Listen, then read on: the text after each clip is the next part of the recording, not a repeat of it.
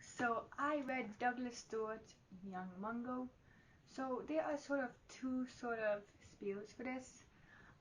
One, this is recommended to me from Kevin T. Norman's Fable book club, which I've been fairly active on the book clubs there personally, and just I've been enjoying and having a good time communicating with other people who've read the book or who've read other books I've read, or plan on reading other books that I've read. It's actually fun. It's finally starting to kick in. But I got my copy from Libby, which is a free sort of service where you just link up your library card and you can pretty much get whatever book you want. I mainly focus on audiobooks and Kindle books because why not? That's just easier and more convenient for me. So yeah, I'll leave links to all of that in the description if you're interested. And yeah. But first, into the bio of Young Mungo by Douglas Stewart. A story of queer love and working class families, Young Mungo is the brilliant second novel from the Booker Prize-winning author of Shuggie Bain, which is, after reading this, that became my to-be read list. Douglas Stewart's first novel, Shuggie Bain, winner of the 2020 Booker Prize, is one of the most successful literary debuts of the century so far. Published or forthcoming in 40 territories, it has sold more than 1 million copies worldwide. Now Stewart returns with Young Mungo, his extraordinary second novel, both a page turner and a literary tour de force. It is a vivid portrayal of working class life and a deeply moving and highly suspenseful story of the dangerous first love of two young men. Growing up in a housing estate in Glasgow,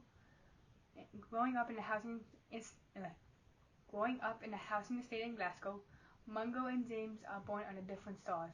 Mungo a Protestant and James a Catholic, and they should be sworn enemies if they are to be seen. They should be sworn enemies if they are to be seen as men and all. Yet against all odds, they become best friends as they find a sanctuary in the pigeon dovecote that James has built for his prize racing birds. As they fall in love, they dream of finding somewhere they belong. While Mungo works hard to hide his true self from all those around him, especially from his big brother Hamish, a local gang leader with a brutal reputation to uphold. And when several months later, Mungo's sends him on a fishing trip to a loch in western Scotland with two strange men whose drunken banter belies murky pasts. He will need to summon all his inner strength and courage to try to get back to a place of safety, a place where he and James might still have a future. Imbuing the everyday world of characters with rich lyricism and giving full voice to people really acknowledged in the literary world, Young Mungo is a gripping and revealing story about the bounds of masculinity, the divisions of sectarianism, I'm sorry if I'm pronouncing that wrong, the violence faced by many queer people, and the dangers of loving someone so much. Okay, I feel like this would be a read that schools would make, English teachers would make their students read, which I would completely understand. So I personally found the timeline confusing because we get some perspective from Mungo's trip and time with family, but the dates and stuff aren't really specified as much as they could be. And there's blatant homophobia. Mungo's brother Hamish basically threatens to burn James if Mungo doesn't show up to fight the Protestants, which is so weird. Yeah.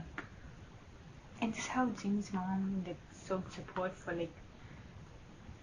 James' homosexuality, because James basically called 18 plus sort of phone lines, and basically the mom just paid the bill without questioning it, that's very subtle, and I feel like that's very appreciative and it's great. And also, Mungo's mom basically went around the family, and guilt trips everyone, which I don't like her. I don't. like, I feel bad for Jodie. Jodie's like the hard-working sort of sister, and like just trying to like get a better life and all that, like with like the nursing program and stuff, and just yeah, I feel bad because she has like her teacher's time is so weird. It just but in the end, this I didn't expect. Hamish basically goes to the police for questioning about Mungo, even though he's not Mungo. So it's like, because what happened was like someone got murdered. Well, Mungo was there, so like obviously the police want to question Mungo, but Hamish goes instead. So I don't feel bad for Hamish. He's an asshole. I don't think it's like, I know it's not like justice, but it's like close enough. So yeah, like sending it's uncomfortable to me. It's uncomfortable sending your kids to, like, with strangers to like become a man or something. That's weird. Like, how do you know some like treachery is not gonna happen? Like diploma, and like, how do you know your kid's gonna be okay? Like, that's weird. Like, yeah. Those are my thoughts on Young Mungo. If you want the book, I will leave it in the description, and I will also leave everything else in the description. So yeah, thank you all for watching, and I'll see you in the next video. Bye. Bye. And I apologize for aloneness. My family interrupts. So yeah, I'm keeping all that in. That's funny. Deuces.